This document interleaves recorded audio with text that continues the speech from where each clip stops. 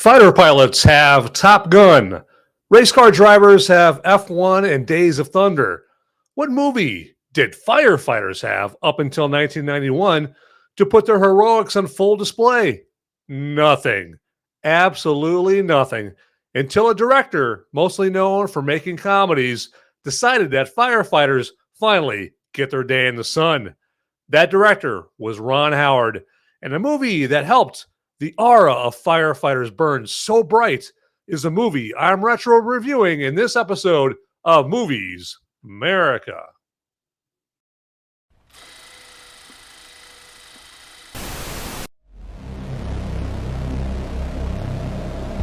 In a world where the number of movies available is great, but many are so bad,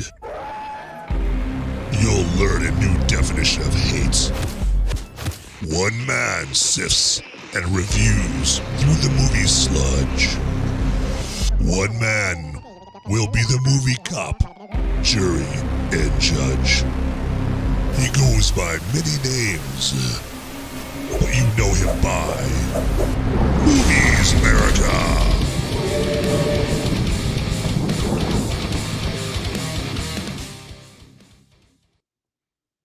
All right, everybody. Hey, welcome to this latest episode of Movies Merica live here on this Sunday here, a Labor Day Sunday. And yes, it's still technically the weekend, and many of you I know have a extra long weekend here. So yeah, you get to really kick up your feet and get relaxed and ease your mind here, as you always should during every episode of Movies Merica there. So, and hey, as always, I'm your humble host, Van Eberts, and I will be your very enthusiastic guide through our Backdraft episode of Movies Merica live here today, a retro review episode, I should say, of Movies Merica live here, because like I said before here, and when I'm trying to promote this episode, this box office weekend was ice cold. All right. It was like Lou Graham and Foreigner. It was cold as ice. Okay. And so I decided to turn up the heat, to crank up the heat this weekend here with a Backdraft episode of Movies Merica. That's right. The 1991 Ron Howard classic, the Top Gun of firefighters. That is what I'm going over here today, all right? And hey, just to let you guys know, you are able to communicate with me and I with you via the live chat here, okay? We have the live chat on Rumble and live chat on YouTube. And in order to get into it, it's a very, very complicated process of clicking the button that says chat or live chat and getting in there, okay? Very, very convoluted. Requires the most pristine of Ivy League degrees in order to know to do that. That is for sure right there. So, and hey, matter of fact, live chat business is open, and we have our first customer here with Mr. Scott Awesome, and he says, "Howdy, fellow feds." Wait, do we have Patriot Front? Is Patriot Front here in my live chat? Here, am I not aware of Patriot Front's presence in the old live chat here? So, Mr. Scott Awesome, yeah, make sure to keep me up to date on said Fed presence right there, because you never know. You never know where they might be. So, I would hope that they'd actually be out helping ICE round up illegal aliens and getting them the hell out of our country right there. Kind of like, if you find some burglars, going through all your stuff, through your fridge, through your jewelry, when you get home from the grocery store, and you're like, okay, time to get the burglars out of our house right here. All right, I didn't invite them in; they broke in. So that's what that's what those feds should be doing. They should be helping ICE get rid of the burglars of the United States, otherwise known as illegal aliens, right there. So, okay, so let's get right into, I don't know how to segue from that to Backdraft, but I'm not even going to bother, okay? Well, you know what? I would be remiss if I didn't welcome my movie maniacs and my fellow freedom-fueled film fanatics. They're just like Mr. Scott Awesome. Okay, there you go. And like his name signifies, He's awesome. Okay. And so let's get it right into this Backdraft episode. And so, like I said, this movie is directed by Ron Howard. And really, up until this movie, he had pretty much been doing just comedies, right? Splash, Gung Ho, Parenthood. I mean, the closest he came to a drama was Cocoon back in '85 there. But then he got, a pretty sizable budget, and it got a pretty good cast for his next feature here, which is Backdraft in our case right here. And also, I wanted to review another reason I wanted to review Backdraft this week is because if you watched last week's Movies Merica Live, I had to review a terrible Ron Howard movie. Okay, a less than impressive Ron Howard movie, and that was his movie Eden that came out last weekend. Okay, it was his newest movie. 34 years after Backdraft, right? And so he came out with Eden, and so since that was kind of the big new release last week, not really. I had to review that right there. So I wanted to follow up a mediocre, bad Ron Howard movie with a retro review of a good. Let's come on. Let's give him his due. A great Ron Howard movie here, and that is of course Backdraft with Kurt Russell and William Baldwin. And so let's get into the plot, shall we? Okay. Now, to those that have seen the movie here, you're gonna know the plot here. But you know what? Hey, there might be some Gen Zers in here, some Gen Alpha, people watching either live or later on that don't know Backdraft from a backstroke. Okay, they don't know it, and that's their loss. Okay, and hopefully this episode will turn them on to watching Backdraft here, even though it's 34 years old, but it hasn't aged that badly or anything like that. A matter of fact, you get to see some celebrities that are still in action today. They're still prevalent today. De Niro, Kurt Russell, Jennifer and Jason Leigh, folks like that are still, they're still doing their thing in movies nowadays, but you can see them when they're much, much younger. Okay. So that might throw Gen Z and Gen Alpha for a loop. Like, oh my God, look how young they look. Oh my God. I only know them as kind of like, old people, they should be taking their Metamucil and wearing Depends. All right. Look, Kurt Russell, he looks hot back then. What the hell? And now, to me, I just always known him as the old man who plays the bad guy in Guardians of the Galaxy Volume 2 there. But wow, look, Kurt Russell was young back in 1991. And indeed, he was right there. So Kurt Russell, William Baldwin, they play brothers. Kurt Russell plays Stephen McCaffrey, and William Baldwin plays Brian McCaffrey. I forgot his name there for a second. And they are in a firefighting family. Okay, their dad was a firefighter as well. And so Stephen, right away decided to go into the family business. So by this time, he's a veteran firefighter, and he's a lieutenant in the fire department.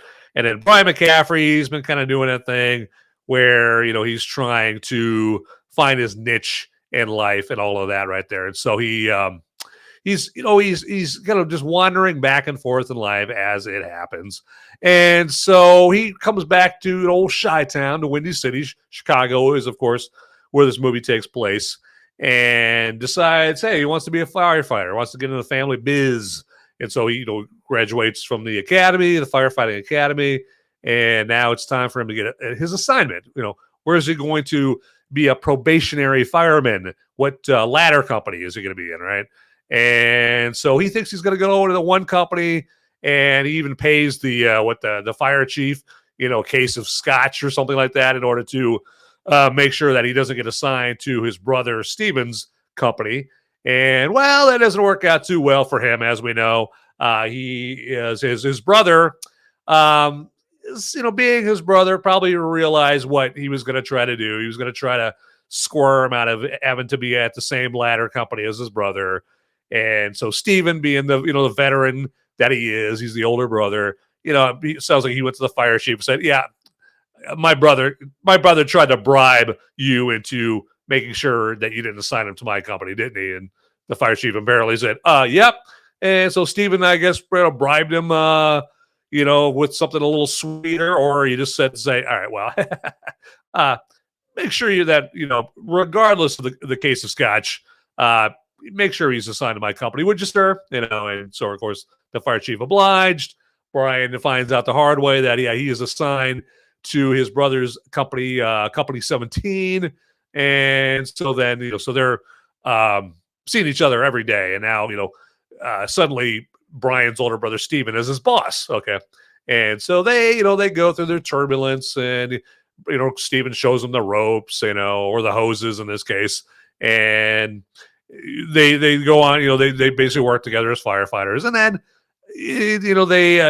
something happens, and Brian just completely gets disenfranchised. He gets, completely demotivated. And he's like, all right, I can't be a firefighter anymore. It's just too hard for me. You do it so much better than I do, Stephen. You win. I'm gonna go work under Robert De Niro's fire inspector character there. And then that kind of leads us into the secondary plot. The first plot is, about Brian and Stephen and them getting along, and the whole family dynamic and family drama, and, all them, just whatever, that's kind of the main plot. Secondary plot is there is some trouble afoot. Okay. There is some criminal mischief afoot, so to speak. Perhaps somebody might be setting these fires purposely here. So in other words, arson, right? And so Robert De Niro's fire inspector is his responsibility. That's his responsibility, is trying to figure out if that is the case or not here. So Brian goes to work for him under the advice of a slimy character of Alderman Wayzak. That's it. Alderman. In case you didn't know, those are that's the name of like politicians in Chicago. And I don't know if there's any other place in the United States where they have politicians known as aldermen, maybe. But whenever I think about a politician with the title of alderman, I always think of Chicago. Okay. And so there's a slimy character named Alderman Swayzak, played by J.T. Walsh, the late great J.T. Walsh. As you probably know him, you probably know him from movies like A Few Good Men, Good Morning Vietnam, Needful Things, Breakdown, other movies there. So Tequila Sunrise. And so he plays Alderman Swayzak, and there might be some kind of sliminess, that is afoot with him. I mean, I know, hard to believe, right? Sleazy, skeezy stuff going on that involves a politician. I know you're gonna have to suspend your disbelief for a little bit on that one. I realize there, but so then the mystery starts kind of unraveling, and De Niro and Billy Baldwin's character get closer and closer to solving the crime, and then Kurt Russell's character is suddenly realizes, oh man, the perpetrator of this arson could be somebody that works for me. And of course, it turns out to be Adcox, played by Scott Glenn in this again. And again, I'm not worried about spoilers in this episode here. As you can clearly tell, this movie's 34 years old. Okay. Anyway. So actually I probably should, because I'm trying to appeal to Gen Z and Gen Alpha. I'm trying to promote them watching this as part of this right there. So you know what? Hey, I'll try to do a good job at for the remainder of the episode. Too late now. I already ruined one of the big plot points right there with Scott Glenn. But anyway, so they get further and further into the plot with the potential arsonist there, and then the movie culminates in a big old factory, like a chemical warehouse or chemical factory fire scene. Is a big old action set piece at the end, and it was so impressive. Actually, Universal made it a ride at Universal theme park. There are Universal Studios or whatever they call it. there for 17 years. So yeah, there was a ride at Universal Studios, the theme park, for about 17 years called Backdraft the Ride or something like that, where it simulated this particular scene in Backdraft right there. So Mr. Scott Awesome has a question here in the live chat. Wasn't he in Spider-Man as editor of the newspaper? So so you might be thinking of J.K. Simmons. So J.K. Simmons, he played J. Jonah Jameson in the Tobey Maguire Spider-Man. Mr. You serious? That guy. So yeah.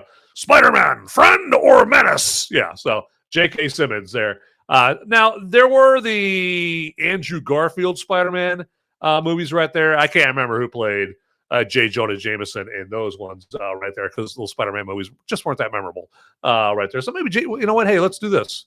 I'm going to cheat. Yep. You know what? I have no problem with cheating and looking up on IMDb. Let's see.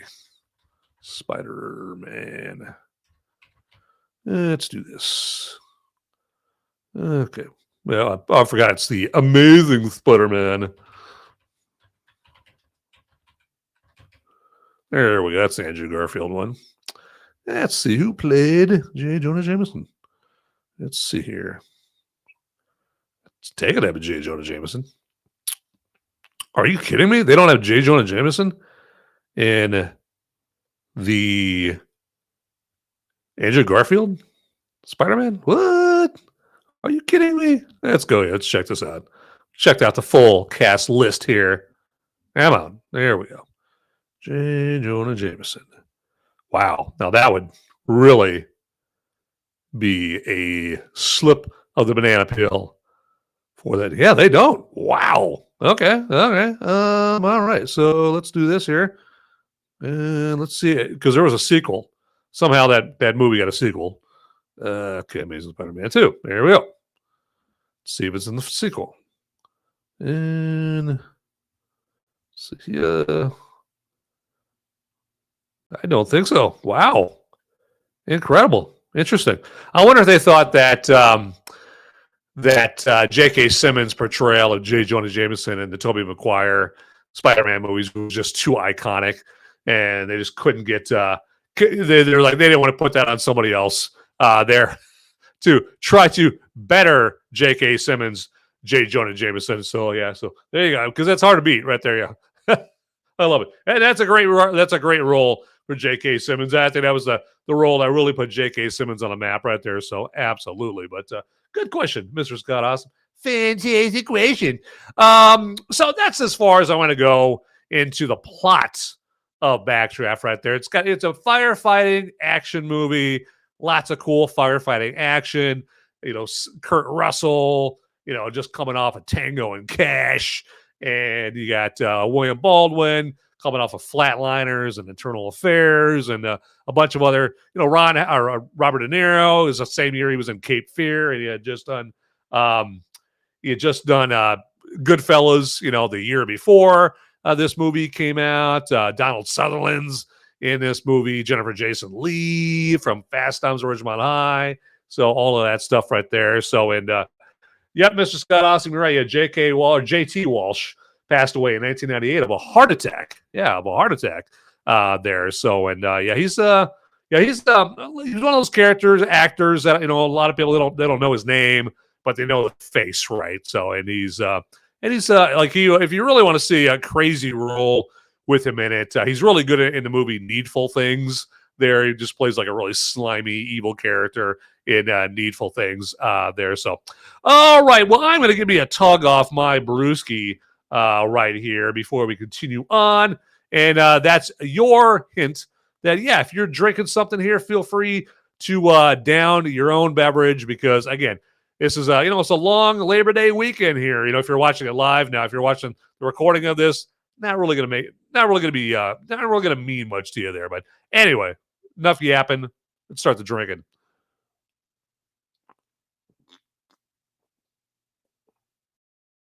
All right, that hit the spot. Yeah. Plus, on top of that, I'm like kind of still fighting a cold over here. I think I'm on the on the outskirts of the cold right there. I think I'm finishing it up here, so to speak, right there. But still got traces of the cold and that kind of thing. But I know it's fascinating to hear all about my sickness stories and history and all that stuff. So, but let's talk some more Backdraft right here. And I gotta say, this movie still has some of the gnarliest fire scenes I've ever seen. I still remember to this day borderline soiling my boxers when that dude just opened his door and a sudden without warning explosion just blew his crispy ass right into his Porsche. I mean, excuse me. What a sad scene of this poor man being killed in a graphically violent way. Oh, man. And then there's the first factory fire when somehow Stephen McCaffrey, Kurt Russell's character, knows exactly when it's going to flare up, and flare up it does. It explodes all over the firefighters as the firefighters, they have to get like really low so they can avoid the fiery apocalypse above them. And then also director of photography, or cinematographer as sometimes they're called, Mikhail Solomon, would get his camera just like right up in the middle of the fire, the fake fire that they were using here for these scenes. And so that's why it feels so visceral. And so like you're right in the heart of it right there. So Mikhail Solomon, again, the director of photography, or DP, got his camera as much as possible right, up in the fire's face in as many instances and as many scenes as possible. Now, keep in mind, even though I said it's fake fire, actually this is real fire, okay? But they just took so many safety precautions in this, while at the same time trying to portray this fire in as a violent and kinetic way as possible. And so keep that in mind. This is real fire.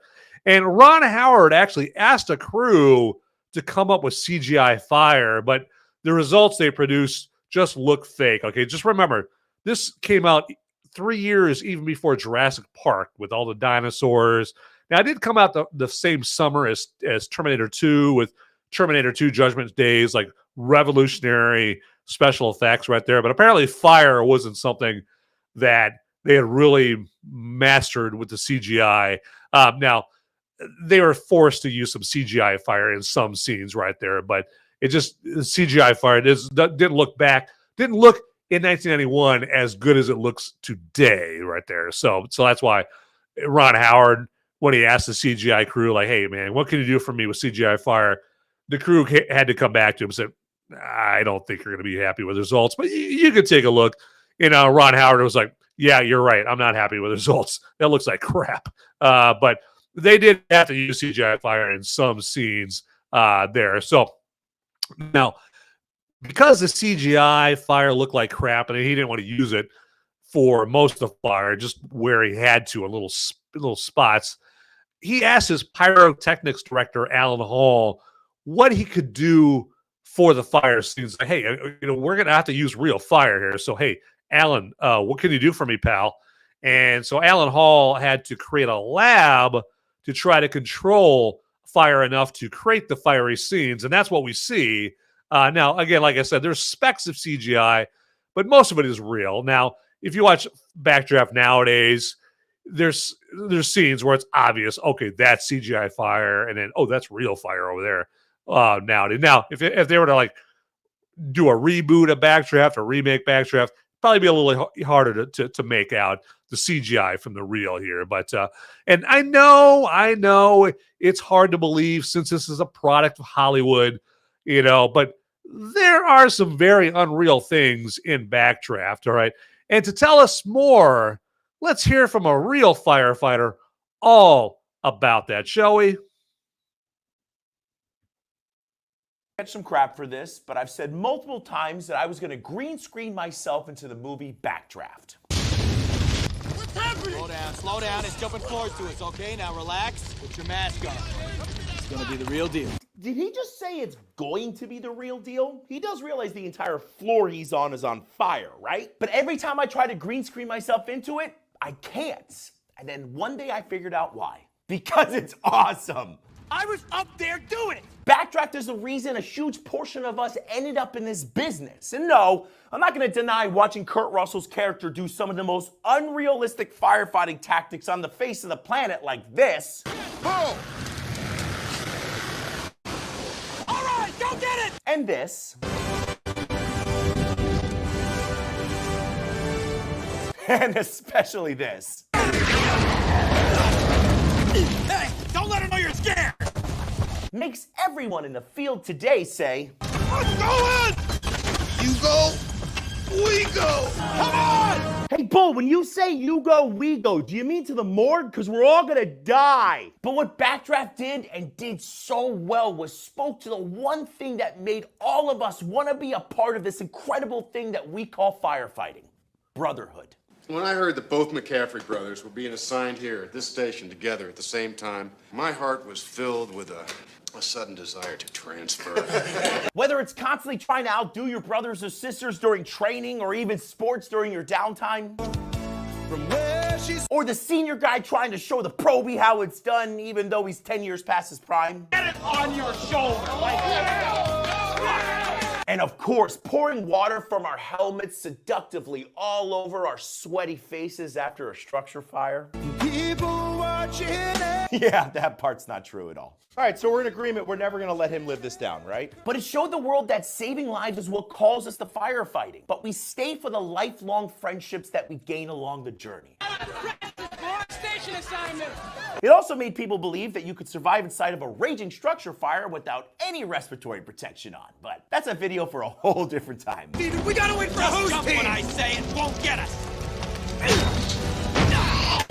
Hold your breath. I mean, it even gave us a fantasy that at one point in time we all thought we wanted to fulfill. Until we got on the job and realized how much muck and crap that hose actually gets dragged through on the average structure fire. Hey guys, even though this hose looks suspiciously clean for catching jobs, the only thing you two are gonna catch up here getting naked is 10 new unnamed diseases. But listen, whether it's a real tradition about one of your fellow brothers or sisters getting in the newspaper, that if you get your picture in the paper, you gotta buy the whole company. All right. or the most unrealistic way I've ever seen an extinguisher get used in my life,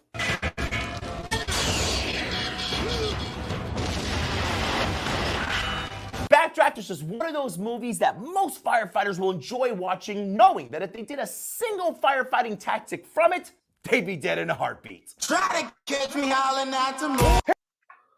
All right. Well, you know what? Thanks, dude, for crushing my fantasy that I can just tackle fire, if my place ever went up, like a defensive end sacking a quarterback right there. So thanks a lot, man. Just now my bubble's been burst, all right? But I just thought that video was pretty good right there. And obviously that's a real fireman right there. Or at least he dresses very well or very convincingly to make it look like he's a real fireman. Right there, but it's pretty cool. Real quick here, just let me remind you that there is this thing called a like button down there, all right?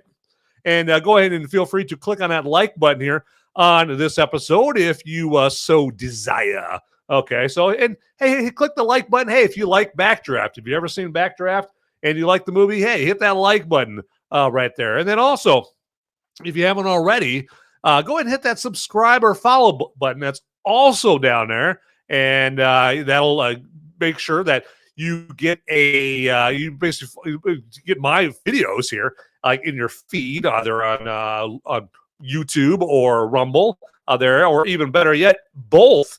Okay, and then also while you're down there clicking buttons, go ahead and click on the notification bell, also down there, and that will see to it that you get like just one email letting you know that whenever there's a brand new, piping hot, sizzling, delicious new slice of Movies Merica coming out of the oven, especially just for you right there, okay? And then, hey, to my folks that are watching this as a recording, you're not watching it live, hey, I haven't forgotten about you.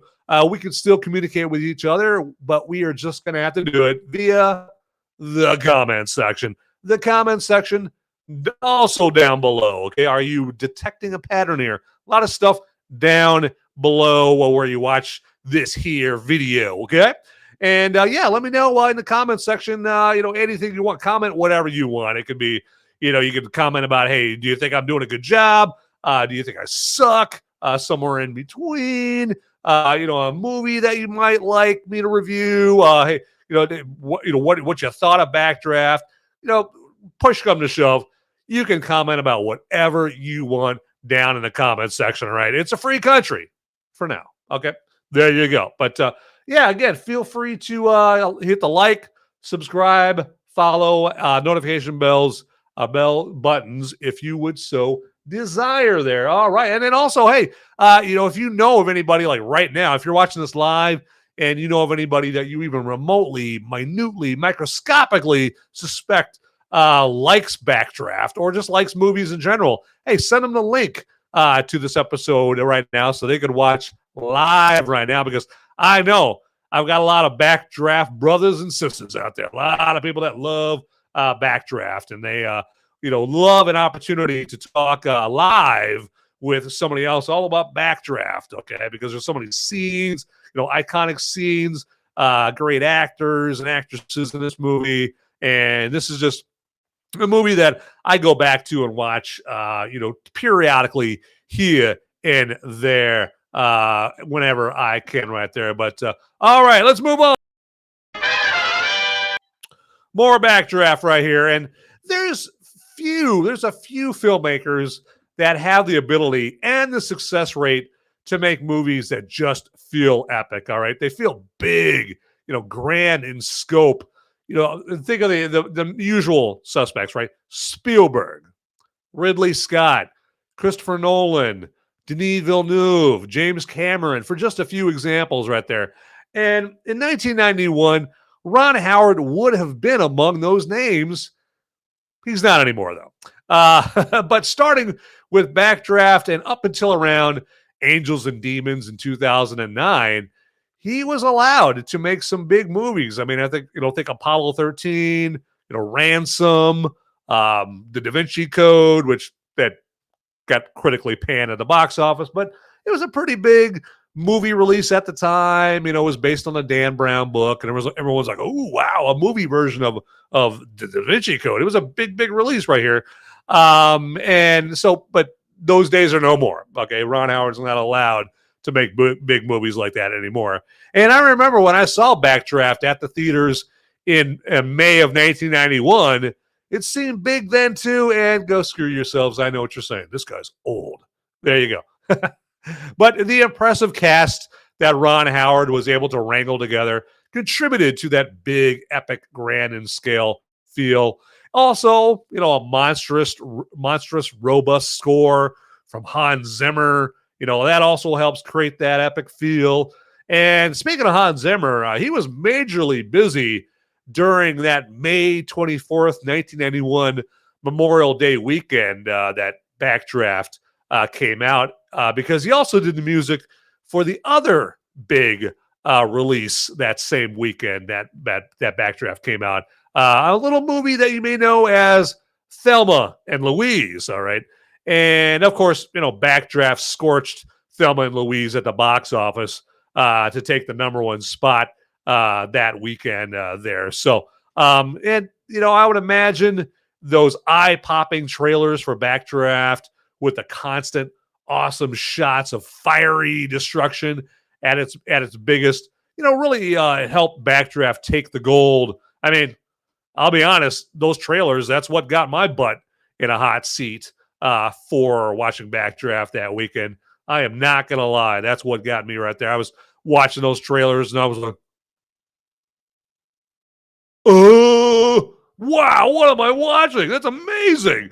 There. So, and then, so for some reason, the Thelma and Louise trailers didn't really, blow my skirt up enough to go check it out, that weekend at the movies. Now, I kind of regret that now because I mean, I would not have skipped Backdraft to go Thelma and Louise. I would have seen both of them. But now I know Thelma and Louise is a pretty decent movie. It's pretty good. It's pretty good right there. It's got some stupid parts to it, but it's still pretty good. It's no Backdraft. Okay, no Backdraft whatsoever. That's for sure. There. All right. So we're going to get into more Backdraft here a little later on here. It's coming up here. But first, we need to do a little brew review time.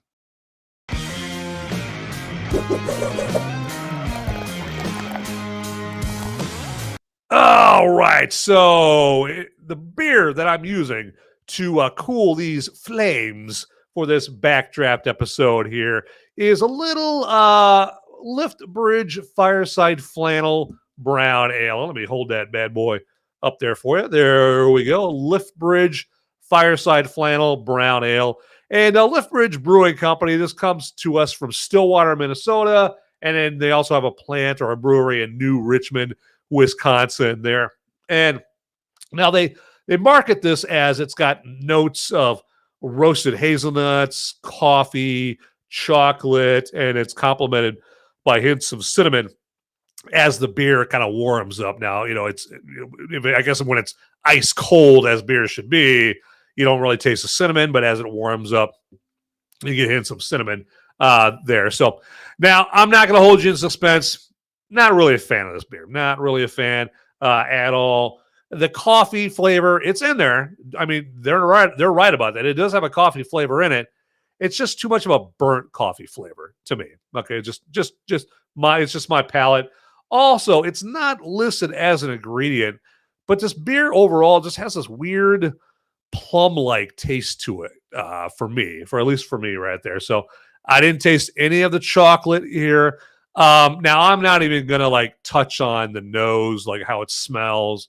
I'm not even gonna talk about that because again, like I said, I'm fighting a cold, so my nasal passages are pretty much still kind of stuffed up there. And to be perfectly honest, to be fair, that may be influencing the way that the beer tastes. As we all know, when your nose gets stuffed up, it influences the taste of things and that kind of thing. So, I think that I owe it to Lift Bridge Brewing Company to do a follow-up review here down the road for Fireside Flannel. But I leave it up to you to decide whether or not, considering the fact that I've got, the later stages of a cold here as I'm doing this tasting, you can decide for yourself whether or not you want to trust my review given that information right there. So now it's got an alcohol by volume of 4.7 there. So it's not gonna knock you on your butt when you drink this right here. Except for me, that kind of strange plum-like taste kind of almost knocked me on my butt in a bad way. Okay. But anyway, so that's enough yapping, I should say, about Lift Bridge Brewing, their Fireside Flannel Brown Ale. I'm gonna take a tug off this bad boy again because my throat's getting a little sore there. There you go.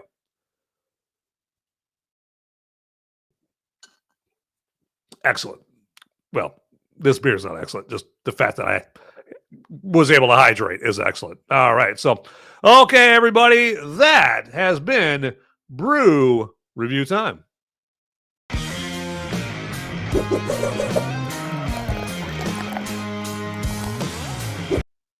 Okay, and I would be remiss if I didn't mention to you that we do have Movies Merica merch. Yes, we do have merchandise of the Movies Merica persuasion there.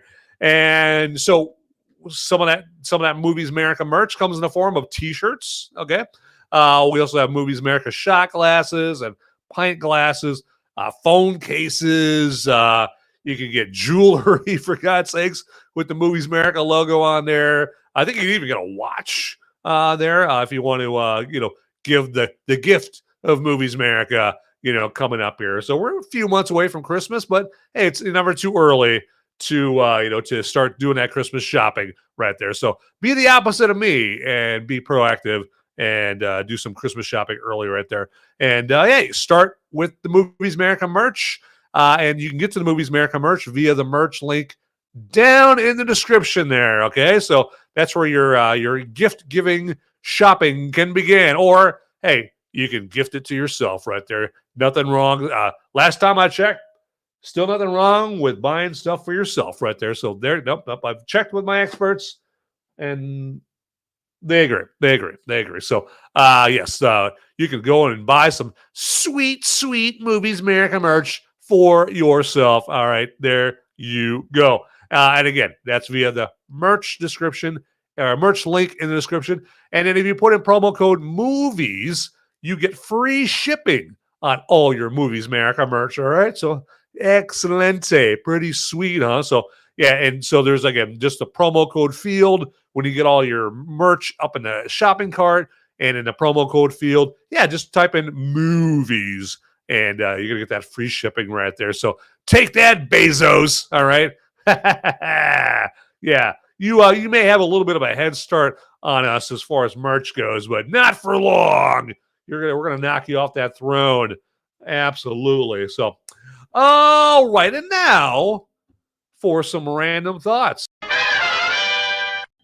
And some random thoughts here about Backdraft is Brad Pitt, of all people. Brad Pitt auditioned for the part of Brian McCaffrey, but lost it out to Billy Baldwin there. And Baldwin was probably benefiting from exposure he got from his roles that came out a little bit before Backdraft, his roles in Internal Affairs and Flatliners, because Flatliners had come out, I think, the year before Backdraft.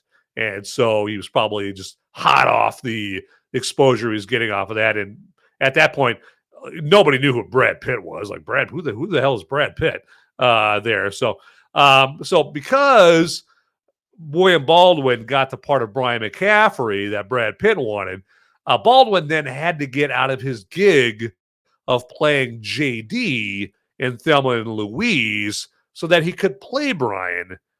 Then, ironically, Brad Pitt ended up taking Baldwin's place playing JD in Thelma and Louise. He was like the cowboy guy that Thelma and Louise were thirsting over, that Gina Davis ended up hooking up with in that movie. And, of course, then the character. Anyway, I'm not going to give that away right there. But anyway, Brad Pitt plays JD. That's the point in Thelma and Louise.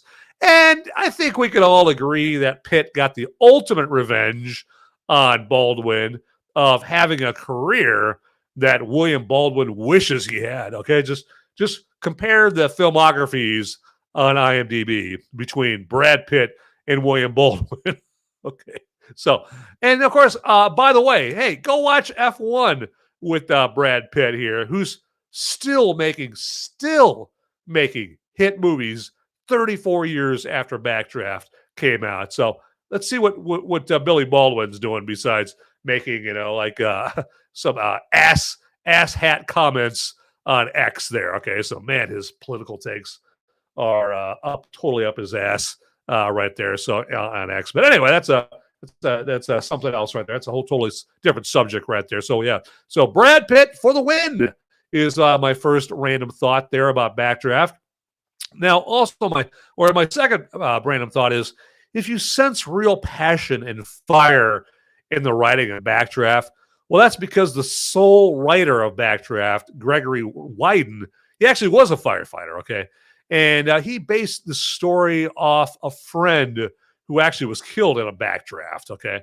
And then also many, many Chicago firefighters were extras in the movie because a casting call memo was sent to the entire Chicago Fire Department there.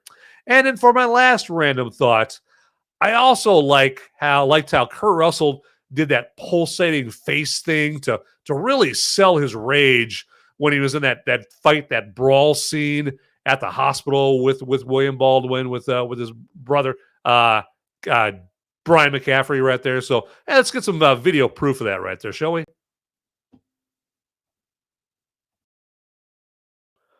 See, look at that face. Look at that face. Look at that pulsating face right there. He's really selling it there. Look at that. Let's do a little replay right there. And we see him right there. Watch closely. Look at that, man. He is like really selling that rage, isn't he? Man, I wouldn't want to jack with Kurt Russell in that scene right there. So, and then he also does that. I think he also does that like during the fight scene at the it looks like a retirement ceremony, at that kind of more towards the beginning of the movie where he gets in a fight with his estranged wife's boyfriend or something like that. And then Brian has to come in and help him out in the fight. So I think we also see some good Kurt Russell vibrating face in that movie there, or in that part of the movie right there. So absolutely. And also, I mean, if you want to, and I'd be remiss to, not really point out that Kurt Russell has always been good at emoting with just facial expressions.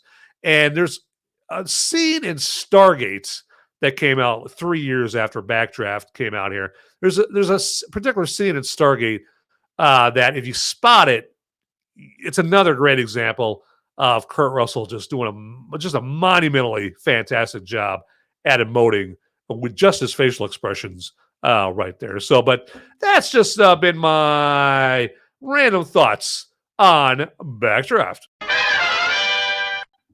All right.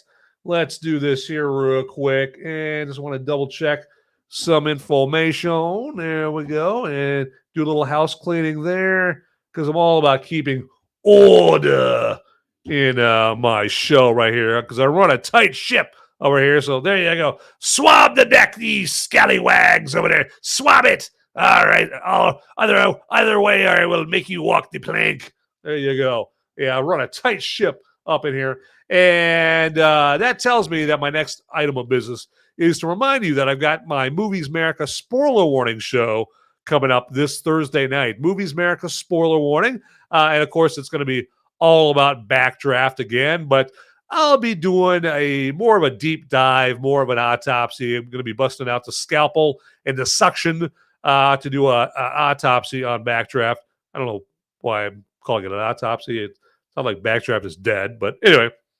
So my Thursday night show, I give myself like more time to go more in depth within the movie of the week that I'm doing. And of course, the movie of the week in this case is Backdraft. And so, yeah, join me on Thursday night for that show. And that comes on at 7 p.m. Eastern, 6 Central, 5 Mountain, and 4 Pacific time there. And you'll be able to check that out live on YouTube and Rumble. Okay, so, and the links to watch that show will come on Thursday morning. You can get the links there on my X profile under @Movies Merica, or you just go to like Movies Merica on Facebook or Van Ebron on Facebook, or hey, you just skip that and just go right to YouTube and look up Movies Merica Backdraft, or go to Rumble and look up the Movies Merica channels, and you'll see how to join the episode on Thursday there. All right. And then also, hey, feel free to, again, as I always say, if there's anybody that you even microscopically suspect would enjoy checking out the episode live, because again, I know there's a ton of Backdraft fans out there. I know it. I mean, when I announced that I was doing Backdraft for this weekend, I heard from a bunch of people there that love Backdraft. And so so they can join me on Thursday night. And then also they can let other people know about the Backdraft Movies Merica spoiler warning episode on Thursday night right there. Okay, so let's move on here. So is Backdraft a woke after school special? Okay, and then of course this is a segment I do every Sunday on the Movies Merica live show. I let you know if the movie of the week is a woke after school special. And so because I'm also hoping that Gen Z and Gen Alpha check out this episode because, maybe you haven't seen Backdraft. I should probably explain to you what an after school special is. Okay. So an after school special is, as you can tell by the name, it's a TV show that came out after school. Okay. So you get out of school, 2:30, 3:30, whatever. Right. And you go scurry home. And back in those days, we didn't have the internet. We didn't have no tablets, or nothing like that. We just had TV. Okay, I stopped doing that voice because it's really, really screwing up my throat. Anyway, point is, so it was on TV, and so you come home, you'd watch the woke after school, the after school special, okay, on TV after school, and the episodes were typically about things like lessons. There were lessons they were trying to teach kids. If someone offers you a cigarette, don't take it. If anybody wants you to go drinking underage, don't do it. Anybody wants to get into a car and they're drunk, don't get in that car. They're like life lessons, important, good life lessons for kids to know. But the episodes that were sending the message were so corny, all right, so cheesy. And so more times than not, it made kids want to do those things more than not do those things just out of spite, because these episodes were just very cringeworthy, very awkward, and very cheesy. And so we have some movies now here in the last 10, 15 years that are just as cringeworthy, just as cheesy and corny, because they concentrate more on lecturing you about woke and how to be more woke and woke things and how to live a more woke lifestyle. So they're very cheesy, very corny, as opposed to being an entertaining movie. Okay, so that's what an after school special is there for my Gen Z and Gen Alpha viewers out there. So as far as Backdraft, is Backdraft a woke after school special? And to put it quite simply, no. Because this movie came out way before all that stupid-ass woke stuff started, all right? Because why? Well, because we were all collectively smarter back then as a planet. That's why. So, no. So, in short, Backdraft, not a woke after-school special. Just an additional reason why you should love Backdraft there, okay? So, all right. So, and again, like I say here, and I said earlier in the episode, hey, get in the live chat, everybody. If you're sitting out there and you're just watching the episode and you have the ability, you get your both hands free and you can type there, get in the live chat and at least like throw me up a thumbs up, throw me up a poop emoji, or just throw up a hi, okay, or something like that. They're very easy, very quick, very simple. There, if you want to get in a live chat and do that, all right. So don't do that thing where you have the capability to live chat. You got both hands free, but you don't live chat just out of like kind of laziness, or maybe you're afraid of people and you're afraid of getting in a live chat. You're like, somebody might say something mean about me. I'm a scared. Like hey, fight through the fear, fight through the laziness, and just get in the live chat and just give me a thumbs up or a poop emoji or something or a hi. And that's all you got to do. Very simple, because what we call people who have the ability to live chat and all they're doing is watching the show, we call them lurkers. Okay, there we go. And don't be a lurker, okay, unless you have to. There's some people that are nice enough to turn on my show even though they're busy doing something else. And in that situations, hey, I applaud you, all right? Golf clap for you guys, okay? Because yes, you guys can't live chat because you're busy doing something else. Maybe you're making maybe you're making a sourdough bread or something like that, or you're behind an 18-wheeler of a truck or something like that. Who knows? All right. But for those people that have both hands free, okay, jazz hands, there you go, and you can live chat and you don't, yeah, we call you lurkers. Okay, there you go. And that's just lazy. All right, there you go. All right. So hey, just let you guys know here, what a perfect time to let you guys know that if you want, you can throw a buck or two my way right there, okay, after I insult probably some people in here for lurking. Yep, I see the viewership numbers going down. Oh, man, we were up at 5 million. Now it's down at 4.9999 million. Oh, man. Oh, God, why did I have to say that? Me and my big mouth, I tell you. But no, feel free to get in the Rumble rants on Rumble there. That's how you can throw a buck or two my way. All right there. So in the way you do that on Rumble, it's very easy. So if you're in the live chat box already, just down by where you type in your live chat message, there's a button with a $sign on it. Just got to click on that, and you can go ahead and just pick how much money you want to throw my way. Right there. That's very easy, very simple. But if you hit the $sign button, that's not going to like automatically like take money out of your account. There's still another window where you have to spell out how much you want to donate and all that stuff. So you're good to go. Don't be afraid of hitting that $sign button there. And then on YouTube, it works very similarly.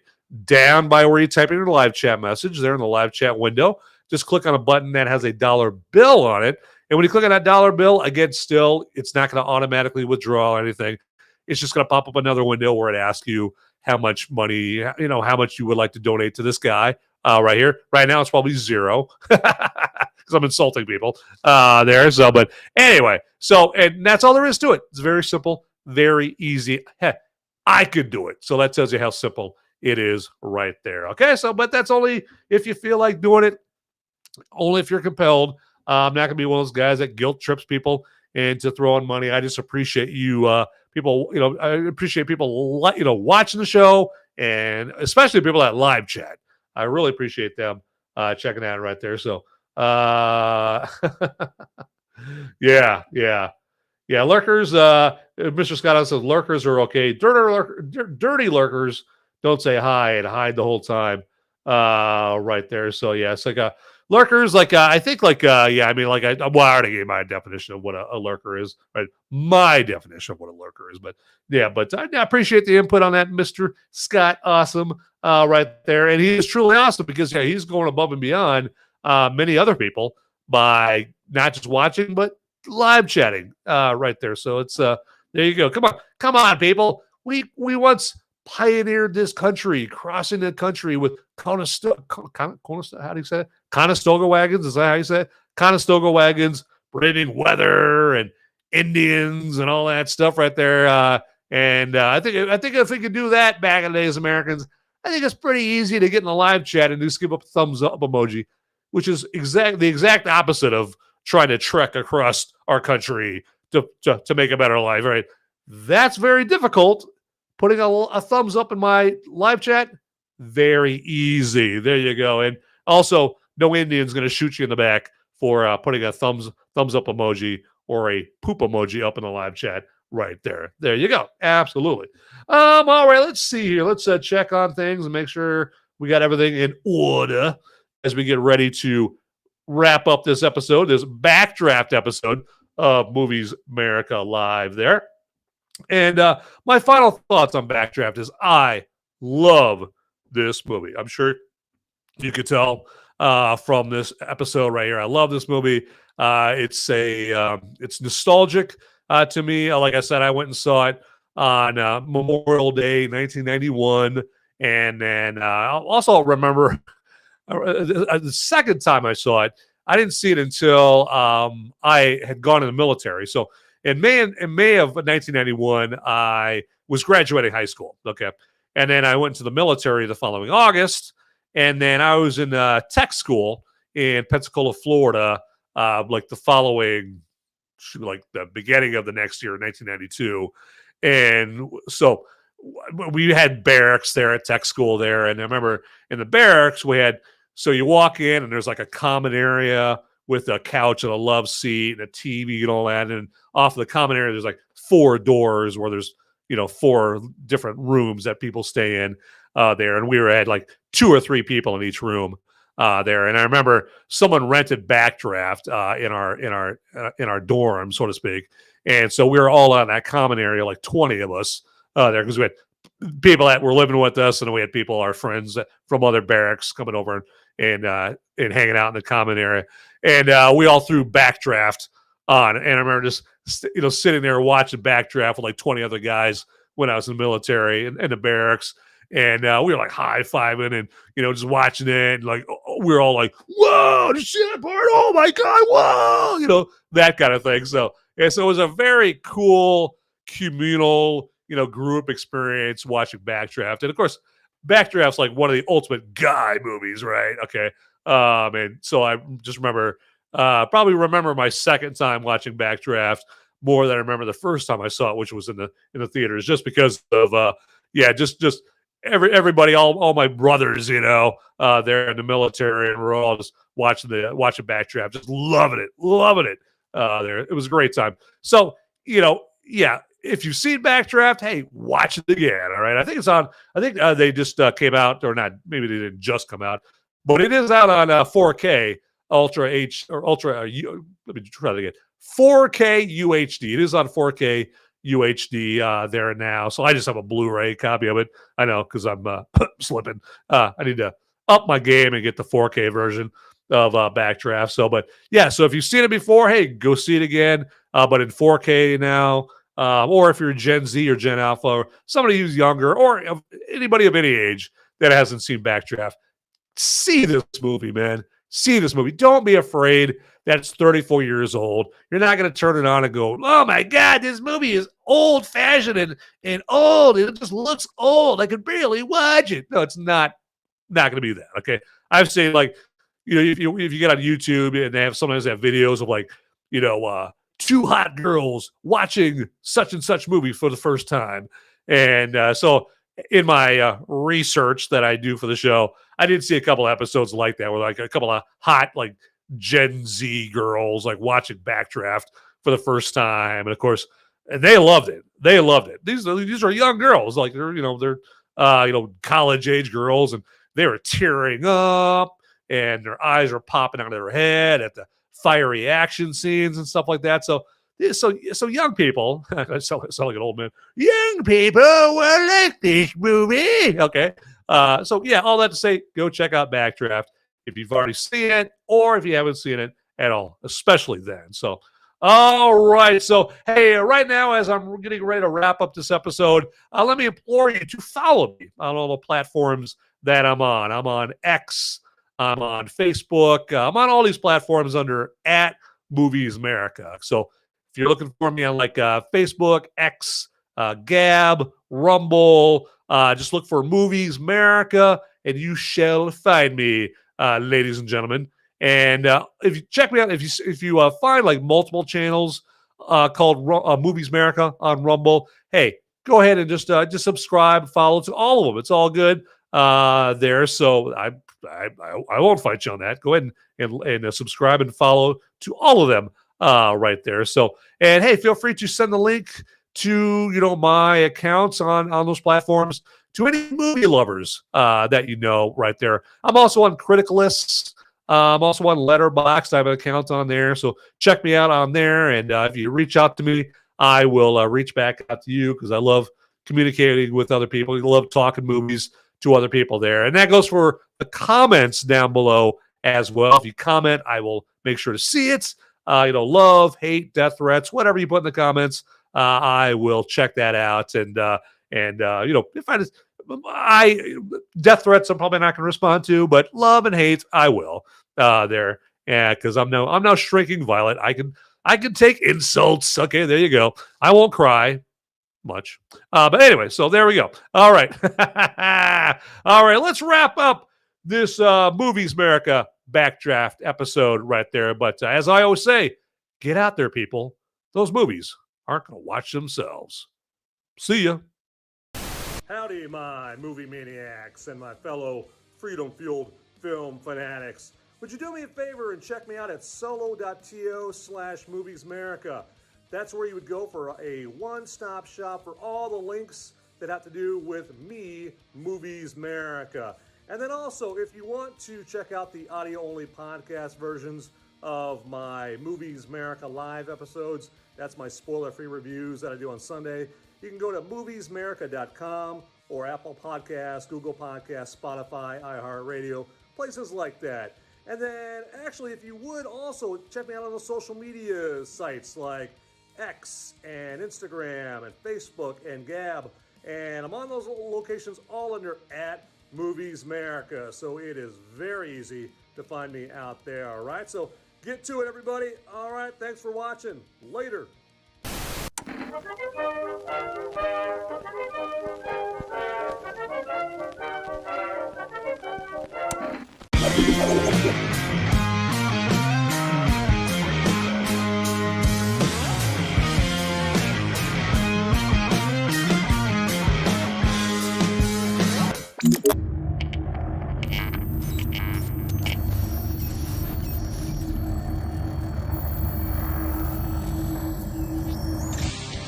Hey guys, don't leave the video quite yet. Okay, I've got the popo. They're coming after me, and I don't have much time to tell you, but you need to like and subscribe this video right here, down below. It's right down there. It's just waiting. It's waiting for you down there, okay? And make sure you watch these videos over here too. You'll be doing me a big favor. I'll be in handcuffs pretty soon. All right. Thanks for watching.